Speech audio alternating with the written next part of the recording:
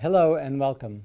My name is Biagio Mazza, Pastoral Associate at St. Sabina Parish in Belton, Missouri, and I'm here to welcome you to another Do You Know series question. As we continue our series on Catholic social teaching, today's Do You Know question is, do you know how Catholic social teaching promotes peace and disarmament? Throughout Christian history, there have been two approaches to violent conflict. One is known as pacifism, the other is the just war theory. Until recently, pacifism has been very rare in the Christian tradition. Some pacifism surfaced out of the Protestant Reformation, resulting in groups like the Mennonites and the Quakers. In Catholicism, however, pacifism has been very rare. There are some modern examples of groups who promote pacifism in their work and in advocating gospel values. Groups like the Catholic Worker Movement, started by Dorothy Day and Peter Morin, and the Sant'Egidio community located primarily in Rome and throughout the world.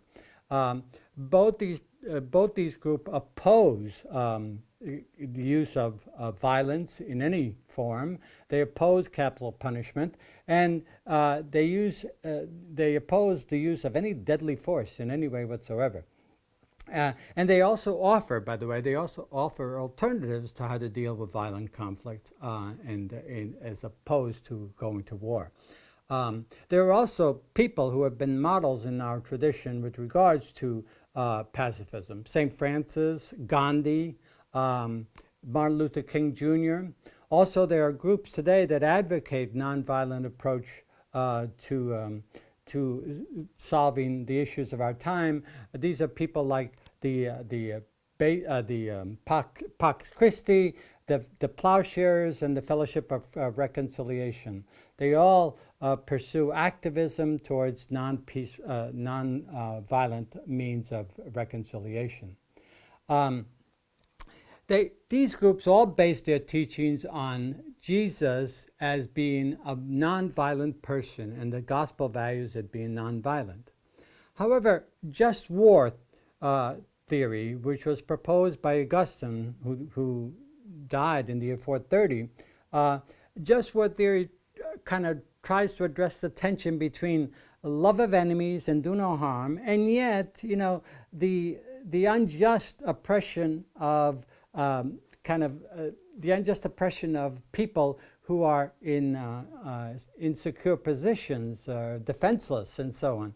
And so how do you deal with this unjust oppression of defenseless people? And so Augustine came up with the theory of just war to give you criteria, with regards to how to go into war, how to conduct war, and what happens after war, and so on. We're going to attach a chart to this video to explain that theory even further. But essentially, Catholic social teaching basically buys into the just war theory. And as a result, we have to really look at and examine just war theory in light of many recent developments, especially in technology and nuclear warfare and so on. So in Catholic social teaching, therefore, in modern terms, there's been a movement towards pacifism and away from just war theory. Just to give you some examples as we go along here. One is Pope John the 23rd in his Pacem Terris of 1963, Peace on Earth encyclical, where he promotes peaceful resolution to conflicts through dialogue, negotiation, and disarmament. The Vatican II in Gaudium et Spes in 1965 very much supports conscientious objectors and advocates to pay attention and to their modeling against the violence. In 1983, the United States Catholic Conference of Bishops, in their letter Challenges of Peace, really promoted pacifism and peacemaking, especially through negotiation and nonviolent means. John Paul II, our Pope, essentially said that just war theory has been used to justify and rationalize unjust war and aggression. The development of nuclear weapons and modern technology has made the just war theory obsolete and out of date. And a closer study, too, of the Gospels and the role of Jesus, the nonviolent Jesus, really has led to the modern church moving towards pacifism.